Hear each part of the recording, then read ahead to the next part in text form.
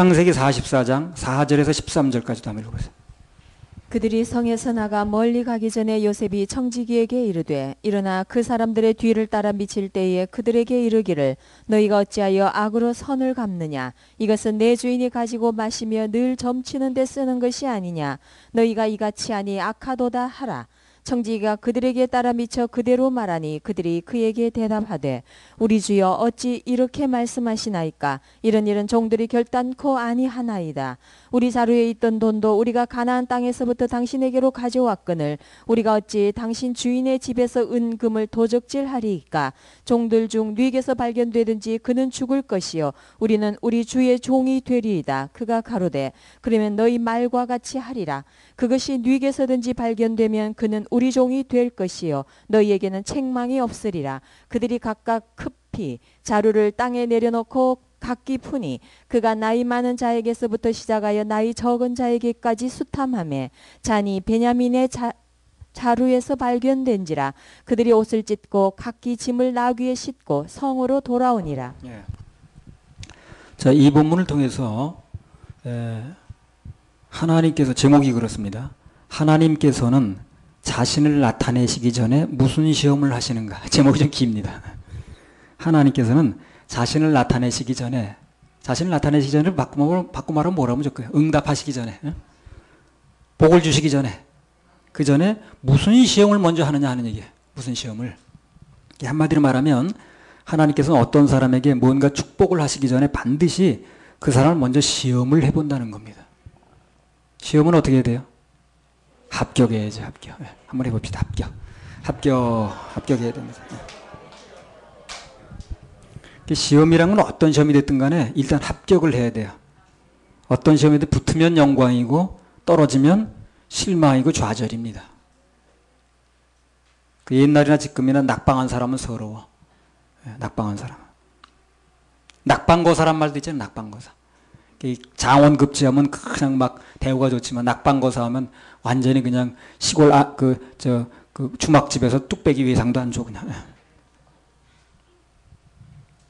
아유 저런 낙방거사 해가지고. 우리 그리스도인들이 겪는 시험에는 두 가지가 있습니다. 예. 그 시험을 치러서 한 단계 더 나가기 위한 시험이 있고 하나님이 하시는 시험이에요. 그거는요.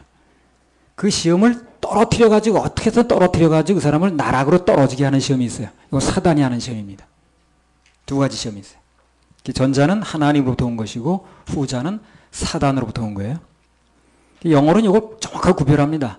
테스트와 템프테이션으로 구별을 해요. 아주 정확하게 구별되죠. 테스트는 먼저 테스트야. 테스트 합격시켜가지고 더 좋은 조건을 주려고.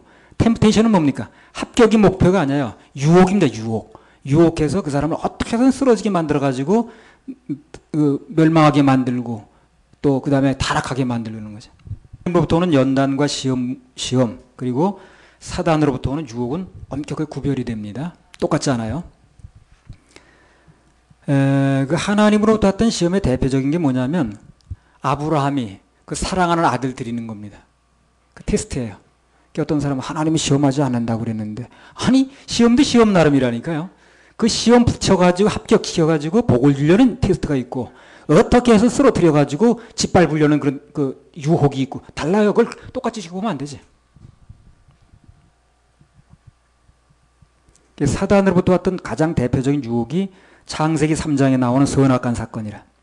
그래서 아브라함은 그 테스트에 합격해가지고 자손만대 복받았고 믿음의 조상이 됐고 반대로 아담은 사단의 유혹에 넘어가가지고 어떻습니까? 가장 큰 실패자의 아주 표본이라고 그래야 되나? 오늘 본문에 보면 형들도 이 요셉으로부터 이제 오늘 이제 말씀을 드리겠습니다만 대지가 세 가지인데 두 가지만 말씀드리겠습니다. 세 가지 시험을 당해요.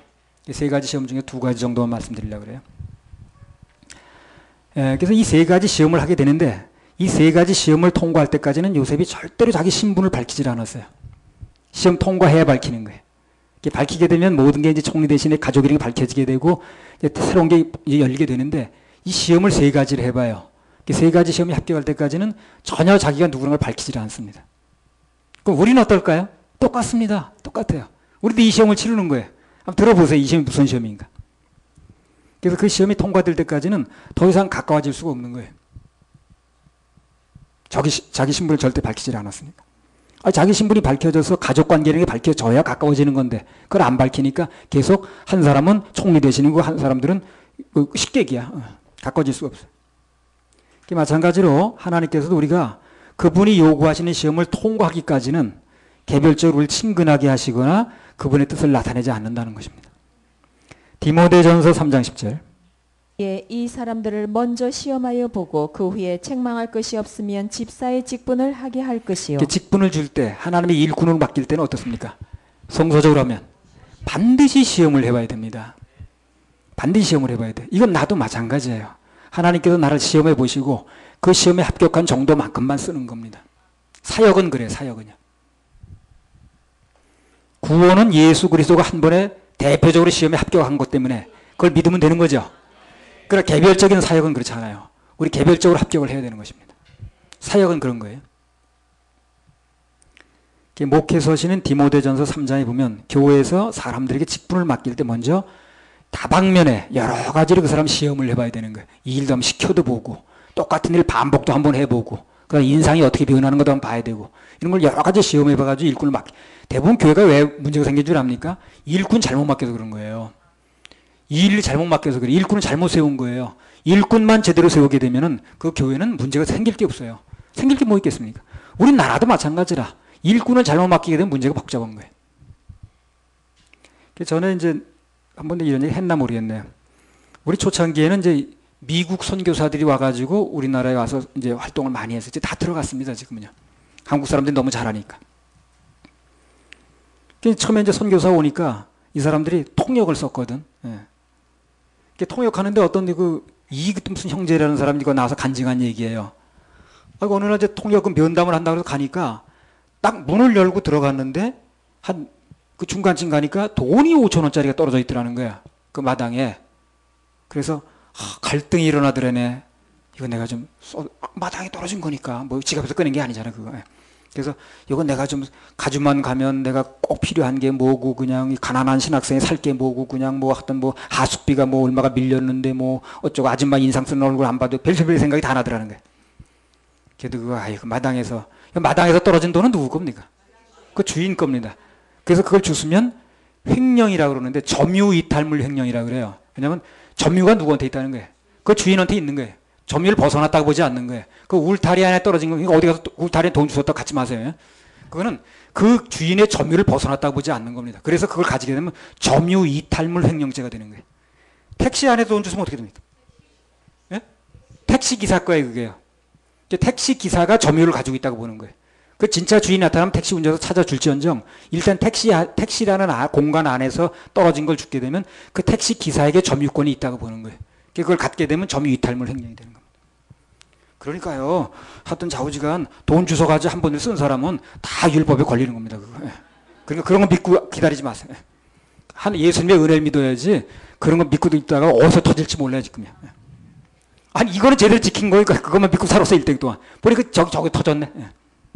그러니까 어디서 뭐가 터질지 모르니까 그거 율법 지켜가지고 하려는 거 아예 버리셔야 됩니다. 갖다 주워 준 거예요 이제 5,000원을. 여기 떨어졌다 그러니까 아무렇지도 않은 듯이 그래요? 그러더니 받더라는 거야. 그 줬어. 그러니까 한 20일 있다가 또 무슨 면담인가 뭐 최종 면담이 있다고 또 가는데 들어가니까 또 떨어진 거야 5,000원짜리가 하나. 그 마당에. 그래서 지난번 줬으니까 이번에 내가 써도 되는 거 아니야. 2번이나 주워줄 필요 뭐 있나 그거 한 번 줬으면 됐지 해가지고 쓸까 말까 하다가 딱 주워줬대 그냥. 아무도 이제 보는 것 같지 않으니까. 근데 주워줬는데 두 번째 받고 나더니 그 선교사 그러더래요.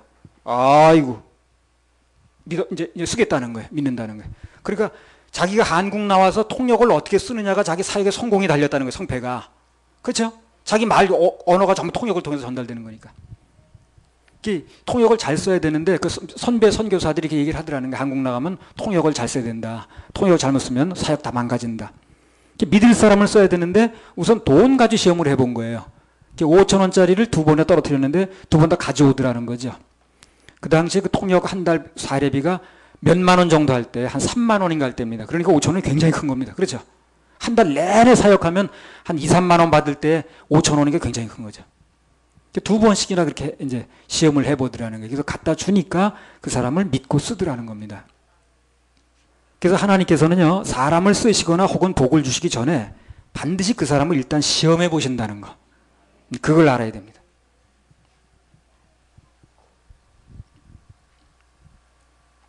그럼 여기 요셉의 형들이 거쳤던 시험은 무엇인가? 또 이걸 중심으로 하나님께서는 자신을 나타내기 전에 무슨 시험을 하시는가? 이런 주제로 오늘 아침에 이제 말씀을 좀 나눌 텐데요. 서론이 좀 길었죠. 예. 자, 첫 번째, 형들은 자기 의를 부인하는 시험을 치렀다는 겁니다. 그러니까 이게 굉장히 중요한 거예요. 그 수많은 시험 중에 세 가지 뽑아낸 거니까. 그래서 하나님께서 사람을 누군가를 쓸 때는요, 그 사람이 자기 의를 믿고 있는 사람이냐, 아니면 하나님의 의를 믿는 사람이냐, 이걸 반드시 구별한다는 겁니다. 그 시험에 합격해야 돼요. 이건 거치는 사람도 있고 안 거치는 사람이 있는 게 아니라 반드시 누구나 거치는 거예요.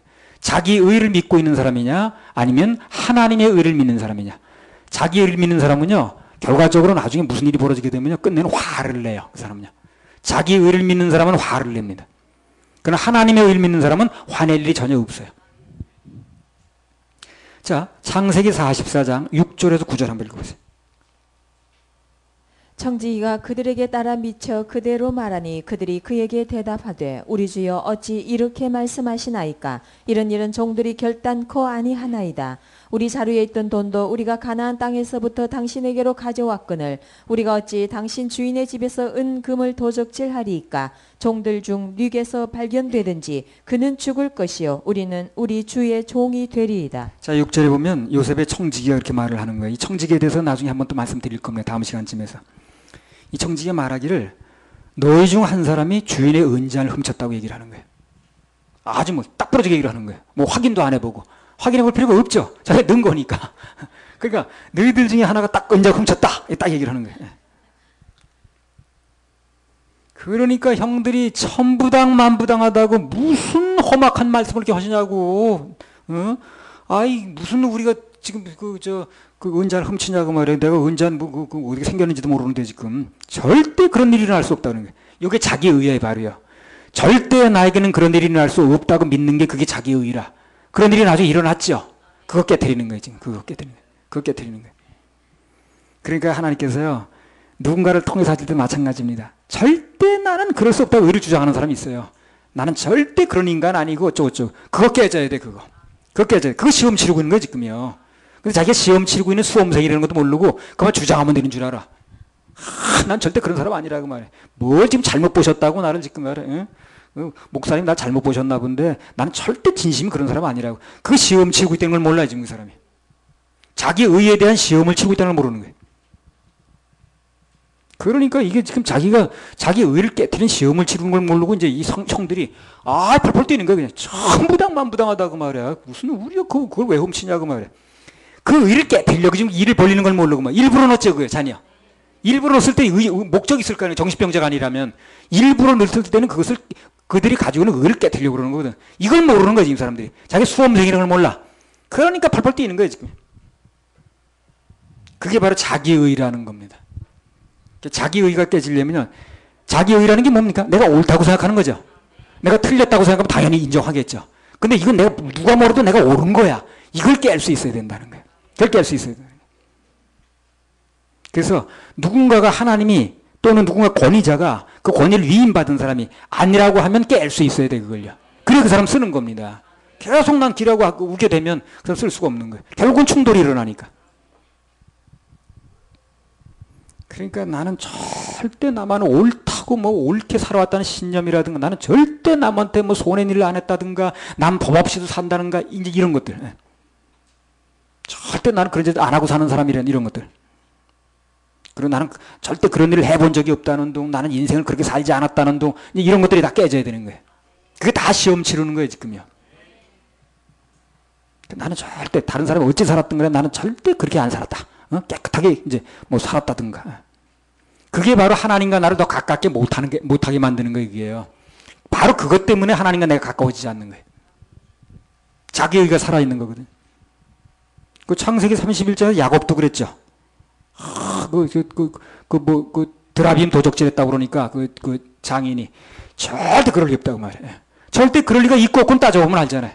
자기가 안 그랬어도 자기 가족 중에 그런 데도 있을 수 있는 거예요. 그러니까 자기 의를 붙들고 있으면 그게 문제가 생기는 거예요. 그러니까 앞으로요, 살아가면서 절대 나는 그런 일이 없다고, 단언컨대 이런 말을 쓰지 마세요.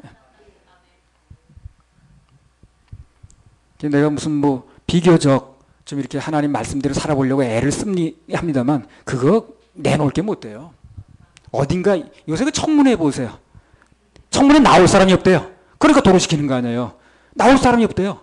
그러니까 청문회만 들춰내면은 그냥 막 안 드러나는 게 없는 거야. 대쪽 같은 사람도 그냥 쪼개지고 이러는 거예요. 그냥.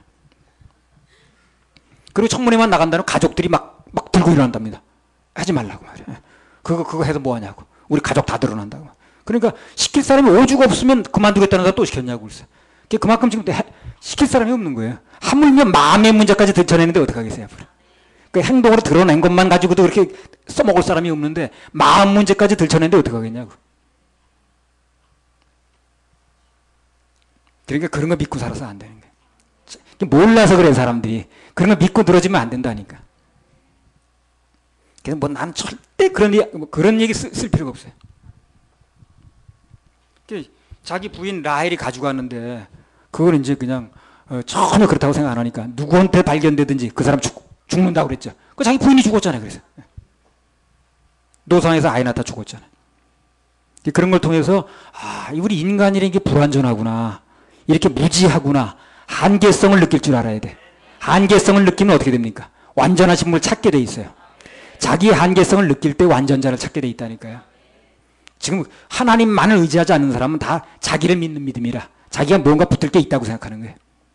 철저하게 나에 실망해야 되거든. 나는 붙들 게 못 된다.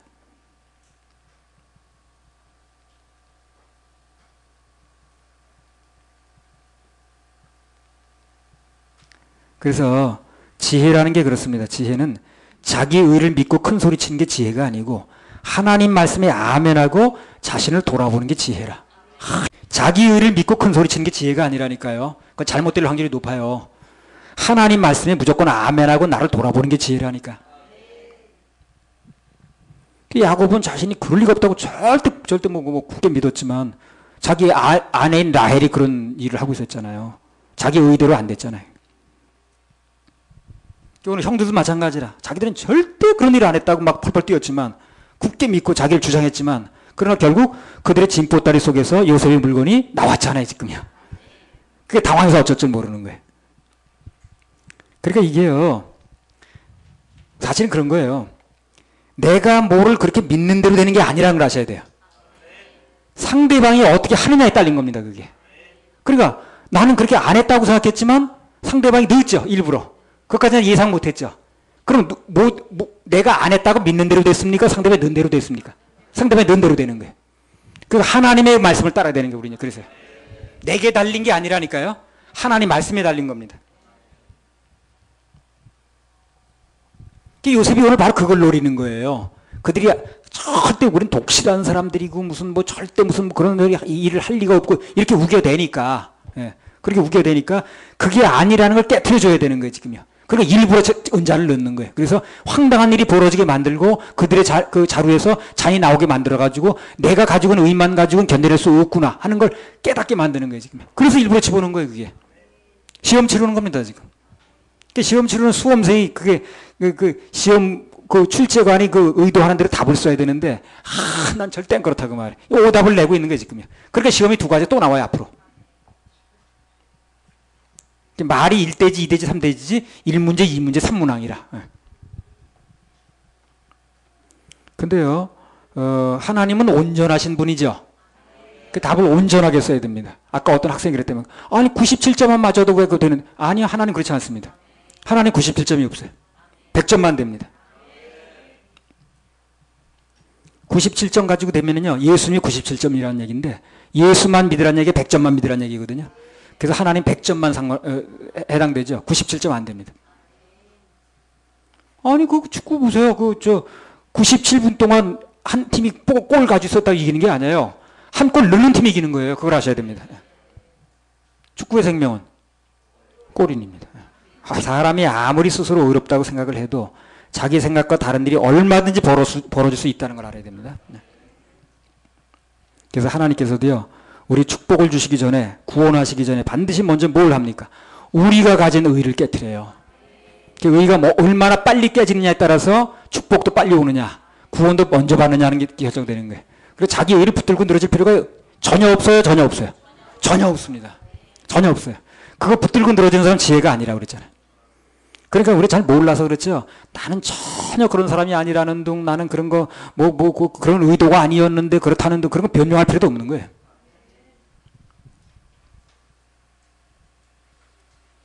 하나님 앞에서 자기는 가장 선하고, 가장 깨끗하고, 가장 고상하게 산다고 은사자들이 주로 그런 말 많이 하더라고요. 그걸 먼저 깨지게 하는 겁니다. 나는 뭐 그냥 금식을 뭐 하고 나면 그냥 아무것도 속에 하얗게 남은 게 없어가지고 다 뭐 시커먼 다 보인다는 둥. 아니 뭐 그 사람도 마찬가지예요. 자기 속이나 먼저 봐야지. 남 속 보기 전에. 한번 처절하게 깨져본 사람만이, 베드로처럼 깨져본 사람만이 진정 예수님께서 주시는 은혜가 얼마나 귀중하냐 이걸 알게 되는 겁니다. 한번 깨져봐야 돼요. 그래야 이게 하나님께 주시는 은혜가 너무너무 귀중한 거구나. 내가 한번 깨져봐야 된다니까. 그래야 이 은혜의 귀중성을 아는 거예요. 답도 그렇잖아요. 막 시험 문제 너무너무 고민하다가 이게 맞는 거야, 이게 맞는 거야, 이게 맞는 거야 해가지고 고민하다 틀린 답은 어떻게 됩니까? 나중에 잘 기억이 나죠. 그거요. 평생 가도 안 잊어먹죠. 한번 깨져봐야 돼. 그래서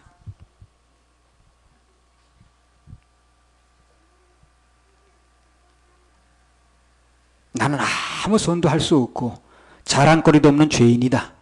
나는 철저하게 나에게 건질 게 없다. 이게 이론이 아니라 거기 한번 실제 자기 모습을 한번 봐야 됩니다. 그래서 아까 얘기했잖아요. 구원 상담하기 전에 죄로부터 구원이기 때문에 철저하게 절망적인 죄인이라는 걸 알아야 돼요. 그 사람이. 그래야 생명이 들어오게 돼 있고, 생명은 회개가 되어 있고, 생명은 회개가 되어질 때 생명이 들어오게 돼 있고, 생명으로 받은 사람은 이론을 이길 수가 있어요. 근데 이론으로 받은 사람은 이론을 이기지 못해요. 그러니까 맨 이론이 달라지면 거기가 또 앉아있는 거예요. 그냥. 자기 의에 대한 부인의 단계를 넘어설 때까지 하나님은 끊임없이 훈련하고 끊임없이 시험합니다. 그리고 그 합격돼야만 구원도 받을 수가 있어요. 생명은 회개도 그때 되는 거거든요. 자, 창세기 44장 1절에서 3절. 요셉이 그 청지기에게 명하여 가로되 양식을 각인의 자루에 실을 수 있을 만큼 채우고 각인의 돈을 그 자루에 넣고 또 네 잔 곧 은잔을 그 소년의 자루아구에 넣고 그 양식값 돈도 함께 넣으라 하매 그가 요셉의 명령대로 하고 계동시에 사람들과 그 나귀를 보내니라. 계동은 뭡니까? 틀력이랍니다. 동틀력. 형들이 이제 요셉으로부터 양식은 잔뜩 얻었지요. 이제 또 먹고 살 일은 생긴 거예요. 그러니까 그냥 고향으로 돌아갈 때만 해도 그냥 의기양양해가지고, 이야, 할렐루야, 저 언덕을 넘어가자, 언덕을 넘어가 해가지고 막 가는 거야, 지금. 잠시 후에 무슨 일이 벌어질지 모르는 거예요, 지금. 상상도 못하네. 그냥 인간이 그런 거예요. 지금 인간의 한계점을 보여주는 거거든. 왜 한계점을 보여줍니까? 자기 부인하라고. 자기 부인하라고. 자기 믿지 말라고. 그러니까 잠시 후에 무슨 일이 벌어질지도 모르고, 그 자루 속에 뭐가 들어오는지도 모르고, 막 랄랄랄 놀러 가는 거야, 그냥. 그러니까 이 사람들이 지금요, 그 은잔이 지금 자기 속에 들어온 걸 짊어지고 가는 거예요, 지금요. 예. 전혀 앞일을 모르는 거예요. 그러니까 여기서 이렇게 하나님 주시고자 하는 메시지가 그겁니다. 전혀 너희들 앞일을 모른다는 거예요. 그걸 들고 가면서도 모르는 거예요, 지금. 그 우리야, 그 사람 보세요. 그 자기 어떻게 죽이라는 그 편지를 써주잖아요. 그 사람 손에 들려주죠. 그 편지 내용이 뭔지도 들고 가죠, 자기가. 그런 걸 통해서 우리는요, 오직 앞길을 나는 하나님께만 맡기라는 겁니다. 그게 중요한 답이에요. 그게. 이제 잠시 일어날 일은 모르는 거예요. 상상도 못 하는 거예요. 내일 무슨 일이 날지 아무도 모르는 거예요. 내일 일을 자랑하지 말라고 그러죠. 무슨 일이 오늘 우리 눈앞에서 일어날지 아무도 장담하지 못합니다. 그래서 우리는 순간순간 주님을 의뢰해야 돼요. 그래서 하나님 앞에서 제일 안 좋은 말이 그거예요. 난 계획이 뭐가 있다는 둥, 나는 뭐 30살에 무슨 계획이 있고 40살에 무슨 계획이 있고, 그것만 주장하고 앉았네. 그게 될는지 안 될지도 모르면서 내일 일도 모르는 사람이, 불과 30분의 1도 모르는 사람이 무슨 장래 30대 40대 얘기를 하냐고. 그건 하나님께 맡겨야죠. 맡기란 말이 정답입니다. 이게 상황이 순식간에 어떻게 바뀔지 모르잖아요. 아무튼 그래서 이 큰 소리 쳤던 형들의 목전에서 이제 은잔이 나온 거예요. 그것도 이제 베냐민의 전혀 상상도 못하는 나오기서 나오는 거예요. 창세기 44장 11절에 13절. 그들이 각각 급히 자루를 땅에 내려놓고 각기 푸니 그가 나이 많은 자에게서부터 시작하여 나이 적은 자에게까지 수탐하매 잔이 베냐민의 자루에서 발견된지라. 그들이 옷을 찢고 각기 짐을 나귀에 싣고 성으로 돌아오니라. 그 당시에 옷이 얼마나 귀중하냐면요. 1년 내내 일하면 제사장이 옷 2벌인가 받을 그때예요. 옷이 굉장히 중요한 그 물품 중에 하나 옷이었을 때입니다. 그 옷을 찢는 거예요, 지금요. 왜 찢을까요? 황당한 거예요, 황당한 거야. 세상에 어째 이런 일이. 그 나중에요, 이제 그 지옥 우수수 떨어질 때 보면요. 사람들이 정말 입이 안 다물어질 겁니다. 어째 이런 일이. 내가 30년 장로했는데, 40년 교회 생활했는데, 어째 이런 일이.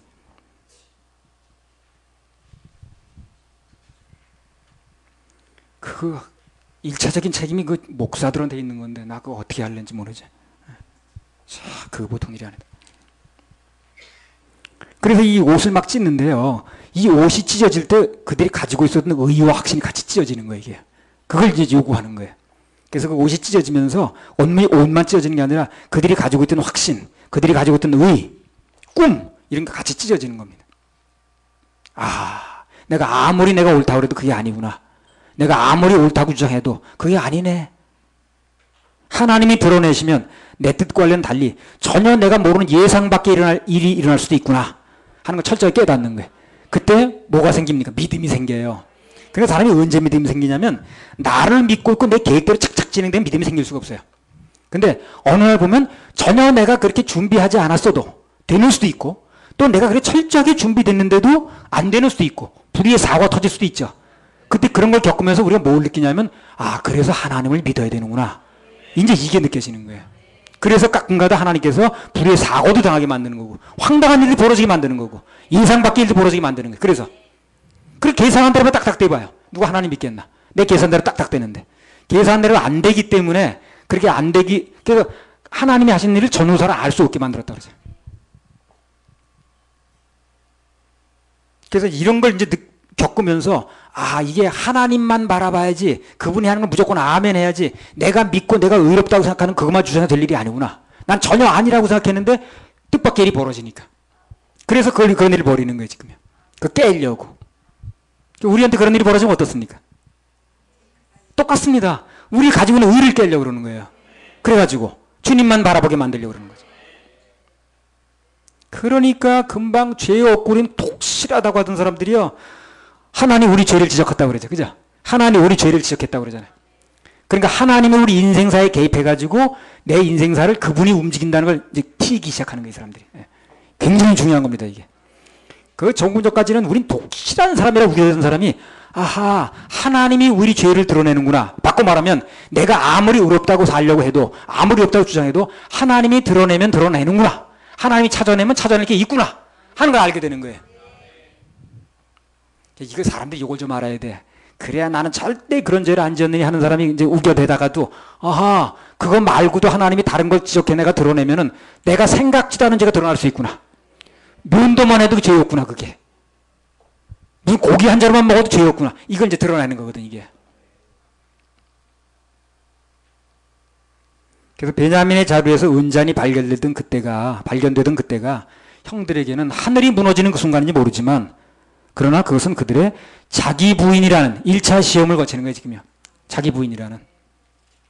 우리 살다가 황당한 일이 벌어지고 전혀 내 계산대로 안 되고 나는 전혀 의도한 일이 아니었는데 무슨 내가 의도한 바가 아니었는데 이거 뭐 버선짝을 뒤집듯이 보여줄 수도 있는 이런 일이 벌어질 수 있거든요. 그때는요, 하나님께서 내 의를 시험하는 기간이다.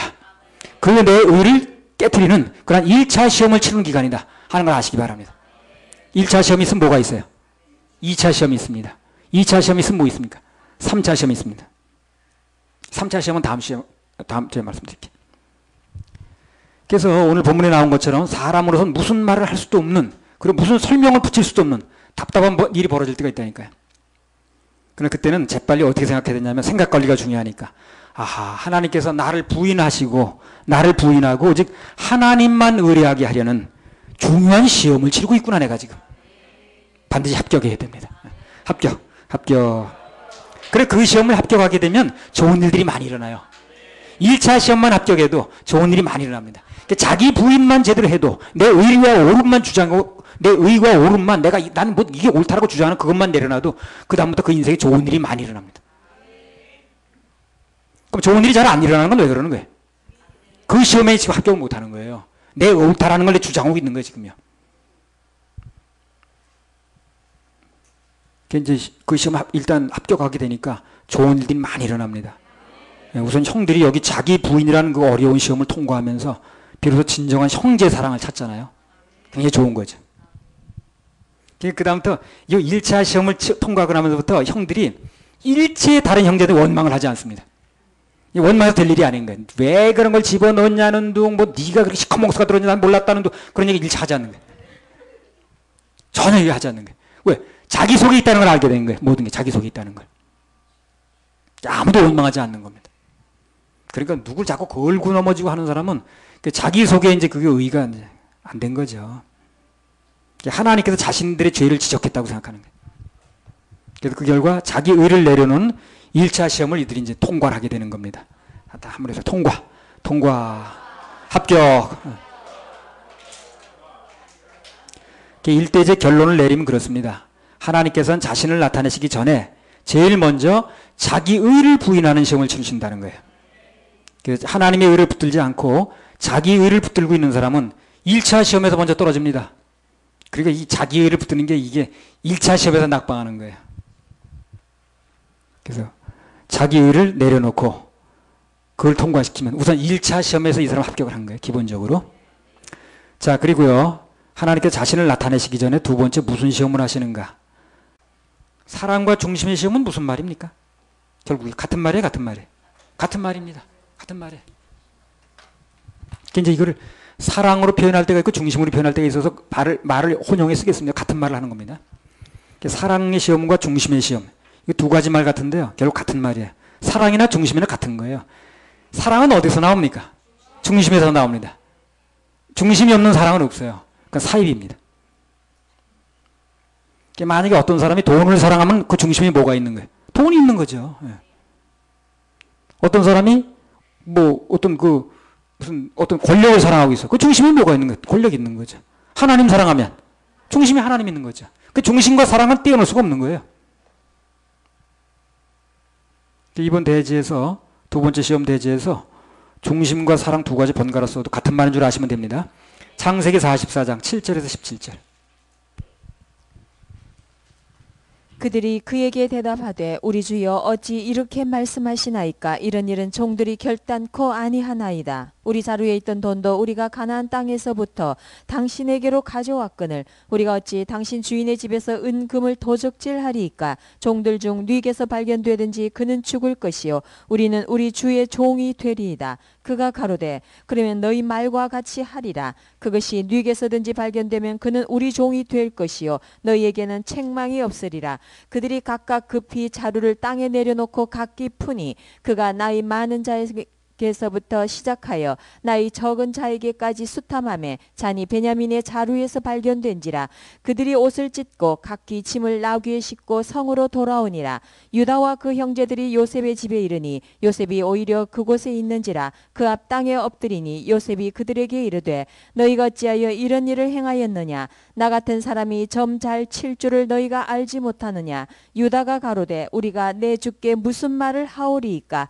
무슨 설명을 하오리이까? 어떻게 우리의 정직을 나타내리까 하나 하나님이 종들의 죄악을 적발하셨으니 우리와 이 잔이 발견된 자가 다 내 주의 종이 되겠나이다. 요셉이 가로되 내가 결코 그리하지 아니하리라. 잔이 그 손에서 발견된 자만 나의 종이 되고 너희는 평안히 너희 아버지께로 도로 올라갈 것이니라. 자, 요셉이 왜 이런 일도 하느냐면요. 또 하나 이유가 뭐냐면 요셉이 은잔 사건을 통해서 형들의 베냐민에 대한 사랑을 한번 보고 싶은 거예요. 형들이 베냐민을 얼마나 중심 속에 넣고 있는가. 이걸 한번 보고 싶은 거예요, 지금요. 베냐민은 누굴 상징한다 그랬어요? 예수님, 주님.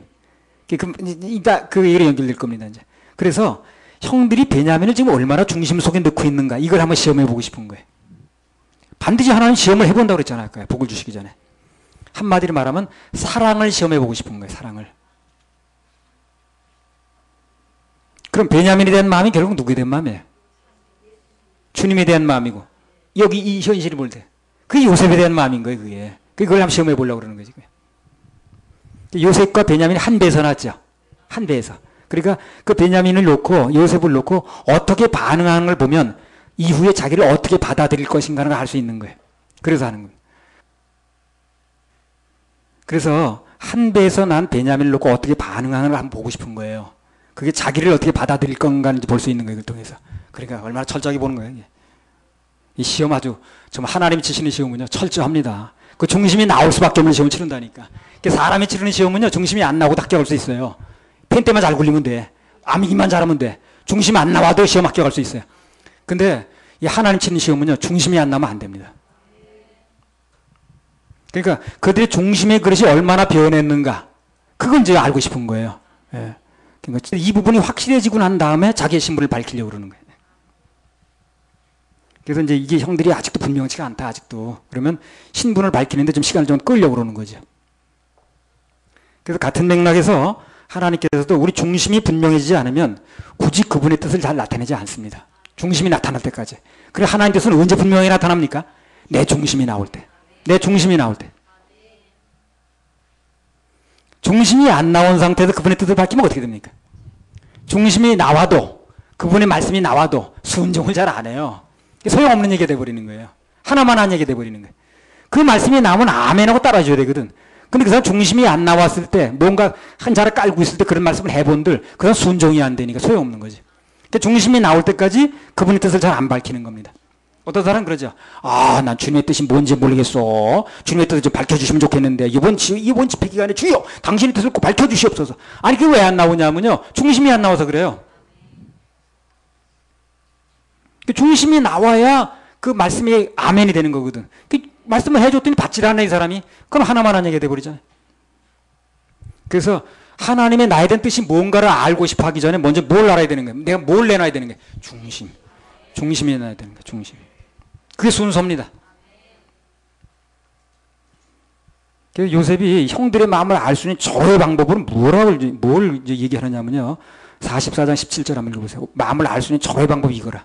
요셉이 가로되 내가 결코 그리하지 아니하리라. 자니 그 손에서 발견된 자만 나의 종이 되고 너희는 평안히 너희 아버지께로 도로 올라갈 것이니라. 다 남는 게 아니라 그 잔이 발견된 사람만 남는다는 거예요. 그 잔이 발견된 사람이 누굽니까? 베냐민만 남는다는 거죠. 그 베냐민만 내 종이 되고 그 나머지는 다 집에 가도 좋다는 거예요. 고향으로 돌아가라는 거예요. 그 형들이 고민이 생겼어요. 여기서요. 야, 가야 되냐 말아야 되냐. 저 베냐민만 놔두고 가. 아, 다 같이 남어. 가 말어. 응? 베냐민만 놓고 갈 것인가? 저 베냐민과 함께 운명을 같이 할 것인가? 고민이 생긴 거예요. 심각한 갈등이 생겼습니다. 왜 갈등이 생겼냐면요. 이 사랑 싸움 때문에 그러는 거예요. 이 사랑이 하나로 정해지지 않으면 갈등이 생깁니다. 이웃집 아저씨가 좋은 거야. 우리 맨날 속만 썩이는 우리 남편이 좋은 거야. 이게 갈등이 생기니까. 사실 요셉의 요구들이요. 베냐민만 놓고 가면 문제는 간단합니다. 그렇죠? 베냐민만 놓고 가면 문제는 간단한 거예요. 아니, 저쪽에서 베냐민만 잡아두겠다고 그러니까 그냥 놓고 가면 되는 거예요. 근데 이 형들이 진짜 베냐민을 사랑하느냐? 중심이 바뀌었느냐? 이걸 증명해내야 되는 시험, 이제 순간이 온 거예요. 뭡니까? 두 번째 시험이네, 두 번째 시험. 그러니까 하나님께서 아까 자기 의를 내려놓은 시험을 치르고 난 다음에 그게 통과되고 나면요. 그 사람 중심이 나오는가 여부 시험을 또 치르는 거예요. 그러니까 중심을 감춰두고 대강대강만 넘어가려면 맨날 불합격이야, 맨날. 그래서 사실 이 시점에서 형들이 베냐민과 모든 운명을 함께 하려면 어떻게 됩니까? 치러야 될 값이 너무 많은 거예요, 지금요. 지난번에 간첩죄 문제도 해결이 안 됐죠, 잘. 근데 그것도 제대로 해결이 말끔하게 안 됐는데 애굽의 총리 대신에 지금 물건을 훔친 거예요. 그걸 같이 뒤집어 쓰게 생긴 거예요, 지금요. 그러면 이거는 완전히 지금 뭐 능지처참이에요. 그러니까 빠져나가기 좋은 거야. 어차피 그쪽에서는 베냐민 하나만 남으면 된다니까 그것만 내가 알았습니다. 못 이기죠? 가면 그만인 거예요. 근데 이걸 베냐민과 함께 운명을 한다는 건 이 모든 걸 같이 써야 되는 거거든, 지금. 그 중심이 나올 수밖에 없는 겁니다. 어떤 때요, 중심이 나올 수밖에 없을 때는요, 같이 책임을 져야 될 때도 있고요, 같이 뒤집어 쓸 때도 있어요. 그때 중심이 나오는 거예요. 형들이 동생 베냐민과 모든 운명을 같이 하기로 결정을 해요, 여기서요. 이거 하나하나가 굉장히 중요합니다. 우리 그냥 넘어가서 그렇죠. 이 한순간 한순간이 이 사람 심리 상태, 시험을 치르는 거, 그 시험 치르는 사람의 의도, 그럼 출제자의 의도가 뭐고, 이게 시험에 합격하느냐, 불합격하느냐, 조마조마한 순간 이걸 보게 되면요. 굉장히 중요한 순간들이에요, 이게요. 우리 그냥 몰라서 그냥 넘어가서 그렇죠. 한 장 한 장 넘어가다 보니까 이 책장이 이렇게 안 넘어가는 그래서 그렇죠. 하나하나 보게 되면요. 이 순간 하나하나가 얼마나 중요한지 몰라요. 그러니까 이 운명을 함께하기로 결정을 하는 거예요. 정말 일생일대 아주 어려운 시험을 통과하는 겁니다. 이게 아주 정말 감격스러운 장면이라 이게. 아마 예전에 형들 같으면 그랬을 겁니다. 아이고 참 옳았구나 땡 이러구나 이거. 그냥 안 그래도 귀찮았는데 이거 아주 혹이었는데 이거 띄어내지도 못하고 이거 잘 떨어졌네 그냥 아주 핑계김에 그냥 아주 그냥 얼른 떼어놓고 갔을 거예요. 아직 뭐 그것만 떨어놓고 가라는데 뭘 그냥. 근데 만약에 그렇게 떨어놓고 갔으면 어땠습니까? 그걸로 운명은 끝나는 겁니다. 그 뒤에 좋은 일이 무지하게 많았죠. 그거 다 캔슬되는 거예요. 그때 예비된 하나님의 축복은 전혀 누릴 수가 없는 겁니다. 그러니까 그 합격을 하게 되면 엄청난 특권이 주어지는데 하나도 못 누리는 거예요. 그거 떨어지고 나면. 제가 전에 몇 번 말씀을 드렸는데 제 장흥에서 집회할 때 정말 내려놓고 싶더라고요. 무슨 온갖 건 다 내가 뒤집어서 생겼고 그 다음에 그냥 이건 저런 일이 한꺼번에 터져가지고요. 그 담임 목사라는 사람까지 그러고 앉았는데 집회는 초청해놓고 돈도 엄청나게 막 집회 병비 나왔 몇 천만 원 나왔지 뭐 어떻게 감당할 길이 없더라고. 그래서 내가 이거 손만 떼면 딱 좋겠더라고. 도망가고 싶은 마음 반, 끝까지 버티고 싶은 마음 반, 2분의 1이야. 반반이야. 갈등이 일어나더라고. 근데 하나님의 은혜로 정말 하나님의 은혜로 내 힘이 아니에요. 하나님의 은혜로 중심을 한번 보여드렸더니 그래 많은 축복들이 예비되어 있더라고. 그 복을 여러분도 지금 같이 받고 있는 겁니다. 그걸 아셔야 됩니다. 여기 형들이 중심을 내놔야 되는 이 시험에 합격하지 못했으면 베냐민만 그냥 떨어뜨리고 갔으면 그냥 아주 알턴이 빠져서 잘 됐네. 그냥 떨어뜨리고 갔으면 고향으로 그냥 돌아가 버렸으면 그거 가지고 간 걸로 끝입니다. 그 뒤에 있는 거 예비된 거 가질 수 없어요. 그리고 만약 아마 역사가 달라졌을 겁니다. 그렇게 됐으면 출애굽이라는 게 있을 수가 없잖아요. 뭐 형들은 뭐 양식을 다시 구할 수도 없고 이제 더 이상 여색과 함께 부귀영화를 누릴 수도 없고 형들이 중요한 순간에 중심을 보였다는 거. 그게 바로 2차 시험에 합격하는 거라. 2차 시험에. 이 성경 역사 하나하나가요. 중요한 역사의 페이지가 넘어가는 거예요, 지금요. 이제 축자영 감살이니까. 지난 시간에 말씀드리길 베냐민은 예수 그리스도를 상징한다고 그랬죠.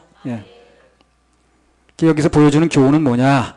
우리가 이 세상에서 어떤 대가를 치르더라도 오직 예수님만을 사랑하고 예수님만을 붙들고 놓지 않을 마음이 있는가. 이걸 바라보는 거예요. 그래서 이 시험을 치를 때 어떻습니까? 예수를 놓고 싶은 마음이 생길 일이 벌어지는 거예요. 내가 아주 그냥 예수 믿는단 말만 안 하면 내가 이런 말도 안 듣겠네. 예수 믿는단 말만 안 하면 이런 욕도 안 듣겠네. 그런 순간이 온다니까요. 그때 예수를 붙잡아야 되는 거예요. 내가 예수 믿는다는 요것만 내려놓으면은 내가 이런 고생 안 해도 되겠네. 이런 소리 안 들어도 되겠네. 이런 일이 벌어진다니까요. 그래서 성경에 보면 하나님께서 어떤 대상에게 그분의 계획을 알리시고 복을 주시기 전에 그가 먼저 모든 것을 버려두고라도 하나님만을 따를 마음이 있는가를 시험을 해봅니다. 12제자 마찬가지였습니다. 다 마찬가지였습니다. 창세기 12장 1절 2절. 여호와께서 아브라함에게 이르시되 너는 너의 본토 친척 아비집을 떠나 내가 네게 지시할 땅으로 가라. 내가 너로 큰 민족을 이루고 네게 복을 주어 네 이름을 창대케 하리니 너는 복의 근원이 되리라. 자, 복의 근원이 된다고 그랬죠? 복의 근원. 전에 전제 조건이 뭡니까? 떠날 수 있어야 된다는 거예요. 하나님만을 믿고 떠날 수 있어야 된다는 거예요. 지시할 땅으로 가라고 그랬으니까. 내가 너로 큰 민족을 이루고 내게 복을 주어 내 이름을 창대케 해주겠다 하고 약속을 해주셨는데 그게 이제 그 일이 벌어지기 전에 먼저 하나님만을 믿고 떠날 수 있어야 되는 거예요. 떠날 수 있어야 되는 거예요. 출애굽해야 되는 거예요. 그 또 하나 케이스가 이제 룻기 같은 얘기죠. 룻. 그가 루터인데 그 루터고 또 하나 누구죠? 오르바. 그 여자한테 그러잖아요. 야, 따라오지 말어. 지금 따라와봤다. 아무 소용이 없어. 내게 아무 희망이 없어. 따라오지 말고 갈 때 있으면 가요. 응? 너 뭐 외삼촌이 있다면 그리 가 빨리. 그리고 너는 너도 어떻게 젊은 여자가 갈 때 뭐 어떻게 알아봐. 가라고 그러잖아요. 그러면 며느리 입장에서 얼마나 좋은 얘기라 이게. 울고 싶을 때 뺨 때려준 거야. 그렇잖아요. 가고 싶은데 가라고 그러니까 얼마나 좋냐고. 시어머니 같이 있자고 붙잡으면 이게 인정상 참 어려운데 가라고 그러니까 예. 마치 울고 싶은데 그냥 한 대 때려준 거예요, 지금요. 그러니까 큰 며느리 오르바가 어떻게 됩니까? 못 이기는 채 하고 섰잖아요. 근데 룻은 어떻게 합니까? 끝까지 시어머니를 쫓았는데 어떻게? 붙쫓았어. 예. 붙쫓았어. 붙잡는 데는 거 어떻게 하냐면 그냥 딱 붙잡고 가는 거예요, 그냥 아주. 놓쳐질까봐 그냥. 어머니의 백성이 나의 백성이 되고 어머니의 하나님이 나의 하나님이 되시리니 어머니께 죽으시는 곳에서 나 죽어 거기 장사되겠습니다. 아이고야. 이게 최후 시험에 합격하는 거거든. 보아스라는 귀한 남편을 선물로 예비해놨어요, 이미요. 예비해놓고 그 시험을 한번 치러보는 거예요. 그 시험에 합격하니까 그 다음에 뭐가 나옵니까? 보아스. 예수 그리스도의 족보. 다윗 왕의 정조모인가요? 정조모. 반드시 중심을 보인 데에는 뭐가 있습니까? 선물이 있습니다. 중심이 나올 수밖에 없는 환경이 되면 아이고 죽겠네 아이고 죽겠네 하지만 중심을 보이게 되면 반드시 그게 선물이 있습니다. 선물. 선물이 있습니다. 한번 해보세요. 선물이 있습니다. 선물이 있습니다. 선물이. 네, 선물이 있어요. 중심만 보이면 선물이 있어요. 선물이 있습니다. 선물이 있습니다. 중심만. 네, 여기도. 중심만 보면 선물이 있습니다. 그러니까 중심이 나올 수밖에 없는 상황이 벌어지면 어떻게 된 거예요? 수지 맞은 거예요. 수지 맞은 거예요. 땡 잡은 겁니다. 이거 중심이 나올 수밖에 없는 말이 좋아 중심이 나올 수 없는 사정이죠. 그게 아주 막판에 몰렸다는 거거든 지금. 이러지도 못하고 저러지도 못하고.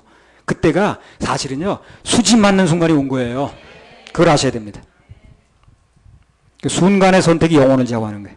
한 번만 중심을 보이면 결정적인 순간에 나도 그 장흥에서 결정적인 순간에 한 번 중심을 보이니까 두구두구 좋아 두구두구 두구두구 좋아. 그 혜택은 그야말로 두구두구입니다. 열왕기하 2장 1절에서 6절. 열왕기하 2장 1절에서 6절.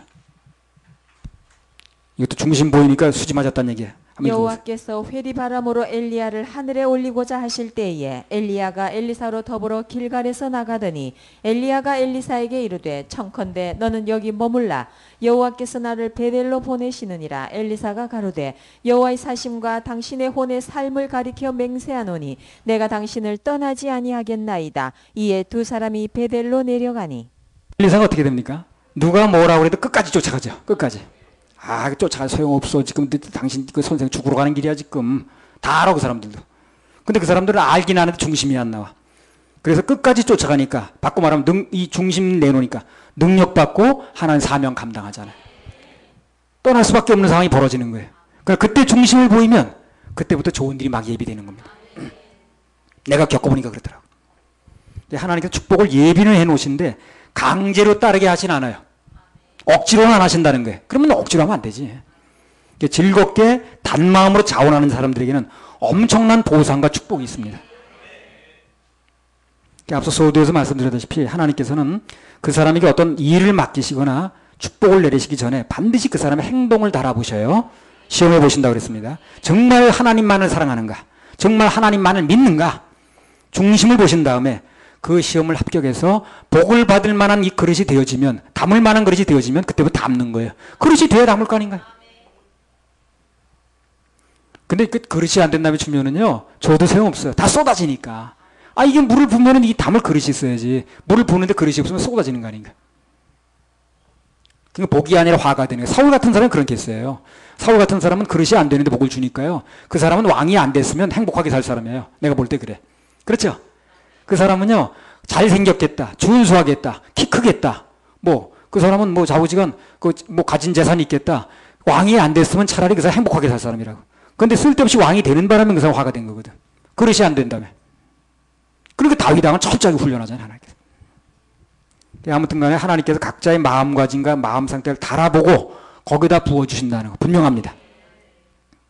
그리고 어떤 사람이 이 중심이 또 언제 나오냐면요. 그 사람이 무엇 때문에 기뻐하는가? 무엇 때문에 슬퍼하는가? 이게 중심이 또 나오는 거예요. 가만히 보세요. 그 사람이 무엇 때문에 기뻐하든가, 그리고 무엇 때문에 슬퍼하든가, 무엇 때문에 고민하든가, 이게 그 사람 중심이라. 돈 때문에 고민하면 뭐예요? 그 사람 돈이 중심인 거예요. 어떤 사람 때문에 고민하면 뭐예요? 그 사람은 예수 믿는다고 말하건 말건 사람이 중심인 거예요. 왜 사람 때문에 고민하니까? 그러니까 그 사람이 무엇 때문에 고민하는가? 아니 무엇 때문에 기뻐하는가? 이게 그 사람 중심이라.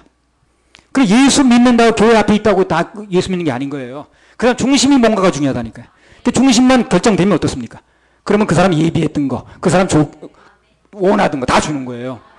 근데 그 중심은 보이지 않고 내가 원하는 것만 얻으려고 그러니까 안 오는 거예요, 그게요. 자, 이런 얘기는 인생의 키워드입니다, 키워드. 그리고 내가 얻고자 하는 건 있어요, 지금요. 그게 사람이든 물질이든 뭐든 간에 내가 얻고자 하는 건 있는 거예요. 근데 그 얻고자 하는 건 마음에 콱 잡고 있는데 그 중심 속에 하나님이 없으니까 그걸 얻지 못하는 거예요. 그리고 하나님이 어디냐고 원망만 하네. 자기 시험 떨어진 거 생각 안 하고. 그러니까 그 사람 마음속에 무엇 때문에 속상하는가, 무엇 때문에 원망하는가, 무엇 때문에 그 사람 눈물 짓는가, 무엇 때문에 기뻐하는가, 그게 사람 중심이에요.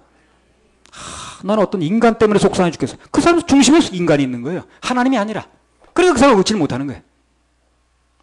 나 그 돈 때문에 아주 미치겠어. 그 사람 중심에 돈이 있는 거예요. 돈이 안 오는 거예요. 그래서.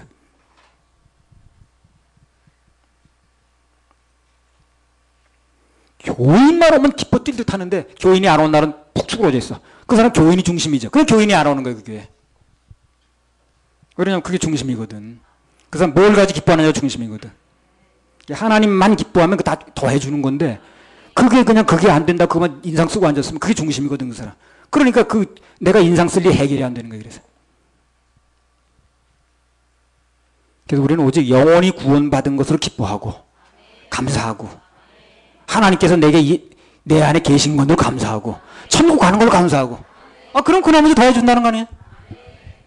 누가복음 10장 20절.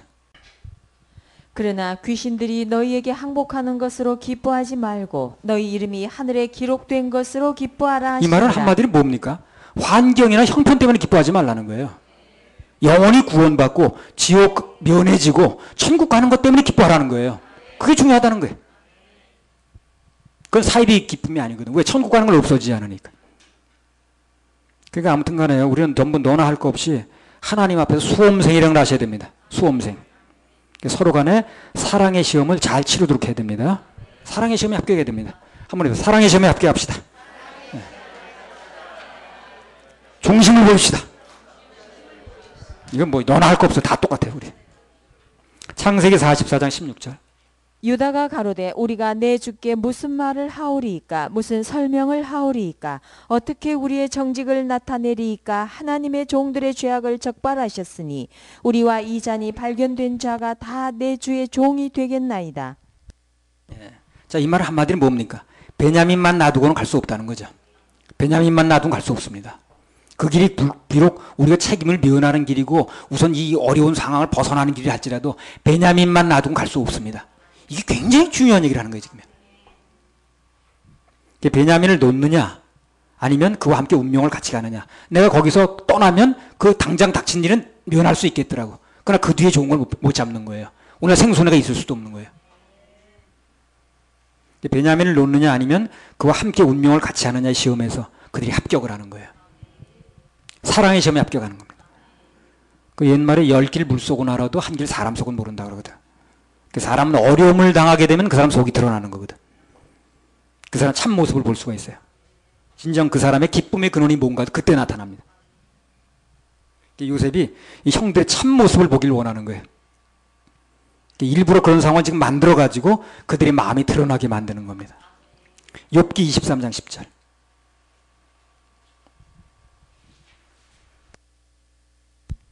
나의 가는 길을 오직 그가 아시나니 그가 나를 단련하신 후에는 내가 정금같이 나오리라. 예, 그래서 하나님께서 단련하시는 시험에 합격하면 누구나 다 정금이 됩니다. 다 정금됩니다. 누구만 된다는 말이 없으니까. 오늘 요셉의 형들의 마음을 알 때까지는 요셉이 자신을 숨겼듯이 하나님께서도 오직 자기 의를 내려놓고 주님만을 따라갈 것인가. 주님만 따라가려면 자기 의가 내려놔져야 되는 거예요. 순서적으로. 주님만 따라갈 것인가. 그 사랑의 시험에 합격할 때까지는 당신 자신을 철저하게 베일에 가리신다는 겁니다. 그래서 지금 우리 마음에 지금 하나님께 나를 보고는 계시는 거냐, 또는 내 사정 지금 알기는 하시는 거냐 하는 생각이 들 때 그때 잘해야 돼. 그때 잘해야 돼. 그때는 내가 수험생이라는 걸 알아야 됩니다. 그래서 수험생은 뭐가 중요합니까? 합격을 해야지. 그래서 앞서 디모데전서 3장에 나온 것처럼 하나님은 사람을 꼭 시험해 보고 쓰신다는 거, 꼭 주님만을 믿고 사랑하는가, 그 사랑의 시험을 꼭 해보고 복을 주신다는 거, 이걸 명심할 필요가 있다는 거예요.